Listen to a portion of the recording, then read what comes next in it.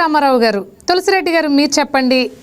Party ఫిరాయింపుల చట్టానికి వ్యతిరేకంగా టీడీపీ కానివ్వండి, కూటమి సర్కార్ కానివ్వండి, లేకపోతే ఎమ్మెల్యేలని జాయిన్ చేసుకొని వాళ్ళకి మంత్రి పదవులు ఇచ్చిన మన సందర్భాలు కూడా చూసామని రామారావు గారు చెప్తున్నారు. మీరు అంగీకరిస్తారా? ఇది ఓన్లీ కూటమి ప్రభుత్వానికో లేకపోతే టీడీపీకో మాత్రమే పరిమితమై ఉందా? మిగిలిన పార్టీలు బాగున్నాయని మీరు అనుకుంటున్నారా? ఏంటి సార్, ఎలా ఉంది రాజకీయం? ఇబ్బంది ఎప్పటికీ ఉంటుంది మా, దానికి మళ్ళీ అవుతాం. ముందు ఎన్నికలు జరగాలి కదా. అందరూ వచ్చేసి మనము ఎన్నికలు ప్రత్యక్షంగానా పరోక్షంగానా ఉందనుకుంటున్నాం. ముందు ఎన్నికలు జరగాలి. యాక్చువల్గా పార్లమెంట్కి కానీ అసెంబ్లీకి కానీ 5 సంవత్సరాల టర్మ్ అయిపోయే లోపల ఎన్నికలు పెట్టాలి. ఇది మ్యాండేటరీ పార్లమెంటుకు అసెంబ్లీకి. అదేవిధంగా రూరల్ బాడీస్కు సంబంధించి గ్రామ పంచాయతీలకు, మండల పరిషత్లకు, జిల్లా పరిషత్లకు ఆర్టికల్ 243E ప్రకారంగా ఫస్ట్ సిట్టింగ్ అయిన రోజు నుండి 5 సంవత్సరాల లోపు ఖచ్చితంగా ఎన్నికలు జరపాలి. అవును, త్వరలో కూడా ముగియబోతుంది. ఇప్పుడు యాక్చువల్ అదే విధంగా అర్బన్ బాడీస్ కేమో 243U, రూరల్ బాడీస్ కేమో 243E, అర్బన్ బాడీస్ కు 243U ప్రకారంగా ఫస్ట్ సిట్టింగ్ నుండి డ్యూరేషన్ ఆఫ్ కాలపరిమితి 5 సంవత్సరాల లోపల ఖచ్చితంగా ఎన్నికలు జరపాలి. కానీ ఇప్పుడు ఏమైంది, గ్రామ పంచాయతీలకేమో మన ఏప్రిల్ 2తో కాలపరిమితి అయిపోయింది. 2026 ఏప్రిల్ 2తో కాలపరిమితి అయిపోయింది గ్రామ పంచాయతీలకు. కానీ 243E ప్రకారము ఆ లోపల ఎన్నికలు జరిపి ఉండాలి. అదేవిధంగా అర్బన్ బాడీస్ కు 2026 మార్చి 17కు టర్మ్ అయిపోయింది, కానీ ఎన్నికలు జరపలేదు. కానీ 243U ప్రకారము ఆ లోపల ఎన్నికలు జరిపి ఉండాలి. ఇంకా మండల పరిషత్లకు, జిల్లా పరిషత్లకు కొంత టైం ఉంది. ఇది సెప్టెంబర్ 3-4 తేదీల వరకు ఉంది, సెప్టెంబర్ వరకు ఉంది మండల పరిషత్, జిల్లా పరిషత్లకు. ఆల్రెడీ గ్రామ పంచాయతీలకు, అర్బన్ బాడీస్కు ఆల్రెడీ అయిపోయింది. కాబట్టి ఒక విధంగా ఇది రాజ్యాంగ ఉల్లంఘన. నేను ఏ పార్టీ చేసినా, ఏ ప్రభుత్వం చేసినా, మేము చేసినది యాక్చువల్గా పార్లమెంటుకు, అసెంబ్లీతో ఎట్నో వీళ్ళు కూడా వచ్చేసి 73-74 రాజ్యాంగ సవరణ తర్వాత ఇది మ్యాండేటరీ. అవును, అయితే తులసిరెడ్డి గారు ఆల్రెడీ దీనికి సంబంధించి హైకోర్టులో పిల్లు వేయటం జరిగింది ఎన్నికకి సంబంధించి. అయితే జనగణన జరిగాక సర్ ప్రక్రియ జరిగిన తర్వాత ఎలక్షన్స్ కండక్ట్ చేస్తామని ఆల్రెడీ ప్రభుత్వం కోర్టుకు చెప్పింది. అసలు ముందు బిల్లు వేయాల్సిన అవసరం లేకుండా వేరే కోర్టుకు కాకుండా మ్యాండేటరీ వచ్చేసి రేపు పార్లమెంట్ కానీ అసెంబ్లీ కానీ మనము టర్మ్ అయిపోయినప్పుడు ఏం చేస్తాం, వచ్చేసి ఇంకా దానికి రాజ్యాంగ సవరణ చేసి ఇంకోటి చేయాలి. కాబట్టి ఇది మ్యాండేటరీ. ఆ లోపల మేము వచ్చేసి జనగణ బీసీ రిజర్వేషన్ ఇంకోటి చెప్పేదానికి లేదు. కోర్టుకు ఎవరన్నా పోవచ్చు, కానీ ప్రభుత్వం వచ్చేసి ముందు రిజర్వేషన్స్ అంతా చేసేసి స్టేట్ ఎలక్షన్ కమిషన్ రంగంలోకి వస్తుంది. కాబట్టి ప్రభుత్వము రిజర్వేషన్ అనేది ఇవ్వకుండా స్టేట్ ఎలక్షన్ కమిషన్ పోలేదు, కానీ స్టేట్ ఎలక్షన్ కమిషన్ ఎన్నికలు నిర్వహించాలా. కాబట్టి ఇక్కడ ఈ ఇబ్బంది ఉంది. గత ప్రభుత్వాలు కూడా వచ్చేసి సకాలం ఎన్నికలు నిర్వహించలే. ఇప్పుడు కూడా ఎన్నికలకు ఏదో కారణం చెప్పేసి ఎవరెవరు బిల్లు వేస్తారు. బిల్లు మీరు చెప్పినట్టు ఎన్నికలు సకాలంలో నిర్వహించలేదని బిల్లు వేశారు. అట్ ది సేమ్ టైం వచ్చేసి బీసీ రిజర్వేషన్స్ బట్టి, పాపులేషన్ బట్టి వేయాలని చెప్పేసి మరికొందరు పోయారు. దాని మీద ప్రభుత్వం వచ్చేసి బీసీ జనాభా కోసం వచ్చేసి ఒకటి కమిటీ వేసాము, ఆ కమిటీ రిపోర్ట్ వస్తుంది చెప్పేసి వీళ్ళు చెప్తున్నారు. కానీ ఏది ఏమైనా 243E 243U ఉల్లంఘన జరిగిపోయింది ఆల్రెడీ. కాబట్టి అది ఒకటి. కాబట్టి ముందు ఎన్నికలు జరపాలి.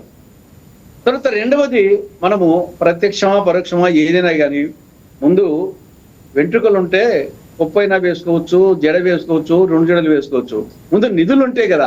స్థానిక సంస్థలకు, రూరల్ బాడీస్ కానీ, అర్బన్ బాడీస్ కానీ 243G ప్రకారంగా రూరల్ బాడీస్ కు సెల్ఫ్ గవర్నమెంట్ గా ఏ విధంగా వచ్చేసి భారత కేంద్ర ప్రభుత్వానికి, రాష్ట్ర ప్రభుత్వానికి షెడ్యూల్ ప్రకారంగా ఇచ్చారు. ఆ ప్రకారంగా 11th షెడ్యూల్ ప్రకారంగా 29 ఐటమ్స్ రూరల్ బాడీస్ కు, 12th షెడ్యూల్ ప్రకారంగా 18 ఐటమ్స్ అర్బన్ బాడీస్ కి ఇచ్చారు. నేను ఆ ప్రభుత్వం కాదు, ఏ ప్రభుత్వాలు కూడా రాష్ట్ర ప్రభుత్వం ఏమో కేంద్ర ప్రభుత్వం మాకు నిధులు ఇవ్వలేదని చెప్పేసి అంటుంది. కానీ అదే సమయంలో రాష్ట్ర ప్రభుత్వం స్థానిక సంస్థలకు నిధులులే, విధులులే, అధికారాలే ఊరిగా ఉత్సవ విగ్రహాలుగా ఎంపీటీసీలకు, మండలాధ్యక్షునికి అయితే అది ఎందుకుందో అర్థం కాని పరిస్థితి. ఇంకా ఎంపీటీసీ పరిస్థితి అయితే చెప్పేదానికి లేదు. ఇంకా గ్రామ పంచాయతీలో సర్పంచ్ ఒకటి తప్ప వచ్చేసి వార్డు మెంబర్స్ ఎవరైంది కూడా వాళ్ళకైతే లేదు. కనీసం మైనర్ పంచాయతీలో వాళ్ళ 5 ఏళ్లలో ఒక్కసారి కూడా మీటింగ్ పెట్టిన సందర్భాల్లో కనీసం మేజర్ పంచాయతీలో కొంత పెట్టచ్చేమో కానీ మైనర్ పంచాయతీలో వార్డు మెంబరు ఎవరైంది కూడా ప్రజలకు తెలియని పరిస్థితిలో అక్కడ వార్డు మెంబర్స్ పరిస్థితి, ఎంపీటీసీల పరిస్థితి అగమ్య గోచరం ఎందుకు పెట్టాము. సేమ్ ఇప్పుడు ఈవెన్ మండల పరిషత్ అధ్యక్షులకు కానీ జడ్పీ చైర్మన్స్ కానీ కనీసం నేను జడ్పీ ఉన్నప్పుడు టీచర్స్ ట్రాన్స్ఫర్స్ ఉన్నాయి, ఇప్పుడు అవి కూడా లేవు. అది వచ్చేసి డిఈఓ పరిధిలో అయిపోయినాయి. ఊరికి ఇప్పుడు జిల్లా పరిషత్తులు, మండల పరిషత్తులు, గ్రామ పంచాయతీలు ఉత్సవ విగ్రహాలుగా ఉన్నాయి. 6వ వేలుగా మేకపోతు కింద గారకాయలు ఉంటాయి. ఆ విధంగా వచ్చేసి పేరుకే వచ్చేసి స్థానిక ప్రభుత్వాలు, కానీ ముందు వాటికి సెల్ఫ్ గవర్నమెంట్ ఏదానికి విధులు, నిధులు, అధికారాలు 3 F's ఇవ్వాలి. Functions, finance, functionaries. ఆ 3 ఇవ్వకుండా ప్రత్యక్షమైన ఒకటే, పరోక్షమైన ఒకటే, ఊరికి ఎన్నికలు జరిపి కోట్లు ఖర్చు పెట్టి గలాటలు పెట్టి చేసేది తప్ప సమాజంలో ఒక అశాంతి క్రియేట్ చేయడం తప్ప ఏదో గెలిచినాక ఏమన్నా చేస్తారంటే ఏమి చేసే పరిస్థితి లేదు. కాబట్టి ముందు దానికి సెల్ఫ్ గవర్నమెంట్ పనిచేసే విధంగా ముందు వాటికి విధులు, నిధులు, అధికారాలు బదిలీ చేయాల్సిన. తులసిరెడ్డి గారు, అయితే మీరు జెడ్పీ చైర్మన్ గా పనిచేసినప్పుడు అప్పుడు పరిస్థితులు ఎలా ఉండేవి? మీరు అన్నట్టు ఈ నిధుల వ్యవహారంగానే ఉండే అప్పుడు ఎలా ఉండేది చెప్పండి. అప్పుడు కూడా పూర్తి స్థాయిలో వచ్చేసి మనము చెప్పినట్టు ఒక 11th షెడ్యూల్ ఉండే 20 ఐటమ్స్ అప్పుడు కూడా ఇవ్వలేదు.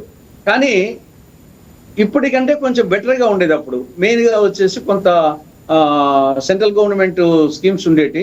ఆ సెంట్రల్ గవర్నమెంట్ స్కీమ్స్ ద్వారా వచ్చేటి రోడ్లకు కానీ, డ్రింకింగ్ వాటర్ కానీ, కొన్ని డైరెక్ట్ గా వచ్చేసి జిల్లా పరిషత్తులకు, మండల పరిషత్తులకు ఈ యొక్క పర్ క్యాపిటా గ్రాంట్ బాగానే వచ్చేటి. ముఖ్యంగా టీచర్స్ ట్రాన్స్ఫర్స్ వచ్చేసి జిల్లా పరిషత్ చైర్మన్ పరిధిలో ఉండేటి. కాబట్టి కొంత స్కూళ్ళ మీద కంట్రోల్ ఉండేది. ఇప్పుడు మొత్తం ఎడ్యుకేషన్ వచ్చేసి తీసేశారు. జిల్లా పరిషత్, మండల పరిషత్లో పరిధిలో లేకుండా తీశారు. ఊరికే నిమిత్త మాత్రులుగా ఉన్నారు. వచ్చేసి ఉన్నామంటే ఉన్నాము. కాబట్టి ఇప్పుడు ప్రజలు కూడా చెప్పి సమావేశాలంటే ఎవరు పట్టించుకునే పరిస్థితి. అసలు ఇది పార్టీలకు సంబంధం లేకుండా ఉంది తులసిరెడ్డి గారు. అంటే ఈ పరిస్థితి ఎందుకు ఇలా వచ్చిందంటారు? ఎందుకు ఆ పోస్టులన్నీ కూడా నామకే వాస్తే అయిపోయాయి? బస్సు ప్రయాణికుని మనస్తత్వం. బస్సు ప్రయాణికుడు బస్సులో ఎక్కినంత వరకు బస్సు ఆగాలనుకుంటాడు. తను ఎక్కిన తర్వాత నెక్స్ట్ స్టేషన్ ఆగకుండా ముందుకు పోవాలనుకుంటాడు. ఆ విధంగా వచ్చేసి కేంద్ర ప్రభుత్వమో తనకు నిధులు ఇవ్వాలి అని రాష్ట్ర ప్రభుత్వం, ఏ ప్రభుత్వం అయినా సరే అడుగుతుంటారు. కానీ తీరా తన దగ్గరికి వచ్చినాక రాష్ట్ర ప్రభుత్వము చట్ట ప్రకారంగా 243G ప్రకారంగా స్టేట్ గవర్నమెంట్ రాష్ట్ర ప్రభుత్వానికి, స్థానిక ప్రభుత్వాలకు విధులు, నిధులు, అధికారులు ఇవ్వాలా. ఆ 20 ఐటమ్స్ మీద రూరల్ బాడీస్ కు, 18 ఐటమ్స్ అర్బన్ బాడీస్ కు. కానీ ఏ ఒక్క ఐటమ్ మీద ఇవ్వలేదు. రాష్ట్ర ప్రభుత్వము స్థానిక ప్రభుత్వాలకు ఇవ్వలేదు. దానివల్ల వచ్చేసి సమస్య ఏర్పడతా ఉంది. అవి ఊరిక నామకే బాస్తే అయిపోయినాయి. అయితే తులసిరెడ్డి గారు, ఈ విషయంలో పంచాయతీ వ్యవస్థల పరిస్థితి అయితే మెరుగ్గా ఉంది. వాటికి ఇప్పటికీ కూడా వారి అధికారాలు బాగానే ఉన్నాయి. పంచాయతీ రాజ్కి సంబంధించిన నిధులు కూడా సపరేట్గానే ఉన్నాయి. ఈ విషయంలో కేంద్ర ప్రభుత్వం నుంచి కూడా నిధులు బాగానే వస్తున్నట్టున్నాయి కదా? ఏం లేదు మాకు వచ్చేసి ఆ ఉపాధి హామీ పథకం లేకుంటే ఏమీ లేదు. యాక్చువల్గా ఆ ఉపాధి హామీ పథకం, జలజీవన్ మిషన్ కానివ్వండి, అది మనతో మొదటి ఎలిమెంట్ ఉంది. కానీ దాంతో కంపేర్ చేసి ఇప్పుడు పెద్ద ఎక్కువ కాదు. మేము ఉన్నప్పుడు బాగున్నాయి. ఇంకా మేము ఉన్నప్పుడు జిల్లా పరిషత్ చైర్మన్ అంటే చాలా, అవును, అప్పట్లో చాలా విలువ ఉండేది. ఎమ్మెల్యే కంటే ఇంకా సమితి ప్రెసిడెంట్ ఉన్నప్పుడు ఇంకా పవర్ఫుల్ గా ఉండేవాళ్ళు. ఎమ్మెల్యేల కంటే సమితి ప్రెసిడెంట్స్ పవర్ఫుల్ గా ఉండేవాళ్ళు. గ్రామీణ rural roads, drinking water, education, ఈ 3 ప్రధానమంత్రి 3 సూత్రాల కార్యక్రమం. నేను ఉన్నప్పుడు ఈ 3 సూత్రాల కార్యక్రమం. అసలు గ్రామాల్లో ఉన్న మేజర్ ప్రాబ్లమ్స్ అన్ని కూడా ఎమ్మెల్యే వరకు వెళ్ళేవి కావు అప్పట్లో. అవును. ఇప్పుడు ప్రతిదీ వచ్చేసి ఎమ్మెల్యేలు వాళ్ళ పరిధిలోకి తీసుకుని, ఎంపీలు కూడా పాపం నిమిత్త మాత్రం అయిపోయినారు. ఎమ్మెల్యేలు వచ్చేసి ఆ నియోజకవర్గానికి చక్రవర్తులు అయిపోయినారు. వచ్చేసి వాళ్ళకి సంబంధం, వాళ్ళకి తెలియకుండా ఎంపీ అడుగు పెట్టకూడదు, వాళ్ళకి తెలియకుండా జెడ్పీ చైర్మన్, జెడ్పీటీసీలు, ఎంపీటీసీలు, సర్పంచ్లు ఎవరే ఏం చేయకూడదు. ఆ విధంగా మొత్తం కాన్సన్ట్రేషన్ అంతా అట్లా అయిపోయింది. కాబట్టి ఇప్పటికైనా విధులు, నిధులు స్థానిక ప్రభుత్వాలకు, ఫంక్షనరీస్ ఏమి ఈయన ఉంటాడు వచ్చేసి సిఇఓ రాష్ట్ర ప్రభుత్వ పరిధిలో, జిల్లా పరిషత్ చైర్మన్ ఏం చేస్తాడు? ఏమో సిఇఓ సహకరించుకుంటే ఏమీ చేయలేడు. సిఇఓ వచ్చేసి కంట్రోల్ రాష్ట్ర ప్రభుత్వ పరిధిలో ఉంటుంది. ఇప్పుడు చీఫ్ సెక్రటరీ సహకరించుకుంటే చీఫ్ మినిస్టర్ ఏం చేస్తాడు? DGP, chief minister, chief secretary సహకరించకుండా పోతే నిజంగా వాళ్ళు IAS, IPS, government of India R&D సర్వీసే అయినా కానీ చీఫ్ మినిస్టర్, చీఫ్ సెక్రటరీ ఎవరు ఉండాలా, డీజీపీ ఎవరు ఉండాలని వీళ్ళు ప్రపోజల్ పంపిస్తే వాళ్ళు ఒక సెలెక్ట్ చేసి పంపిస్తారు. కానీ అక్కడ జిల్లా పరిషత్లో సిఇఓ కానీ, మండల పరిషత్లో ఎంపీడీఓ కానీ ఏమీ సంబంధం ఉండదు వీళ్ళకు. వచ్చేసి ఎమ్మెల్యే చెప్పినానుకో ఆ మంత్రి చెప్పినానుకో వేస్తారు.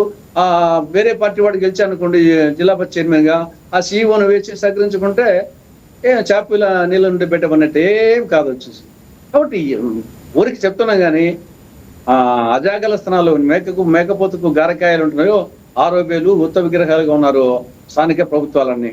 అంటే దానికి కొంచెం నిధులు అధికారాలు బదిలీ చేస్తే కనీసం 73, 74 రాజ్యాంగ సవరణ చట్టాల ద్వారా దాన్ని ఎంతో ఆశించారు. వచ్చేసి ఆ చట్టాలు వచ్చే దానికోసము 6 సంవత్సరాలు వెయిట్ చేయాల్సి వచ్చింది. 2/3 మెజారిటీ పార్లమెంట్, లోక్సభలో, రాజ్యసభలో 50% రాష్ట్ర అసెంబ్లీలో ఆమోదం. అంత తతంగం ఉంది దీనికి. తీరా తతంగం చూస్తే కొండం దవి ఎలుకనం అన్నట్టు చేసి ఏమి లేవు.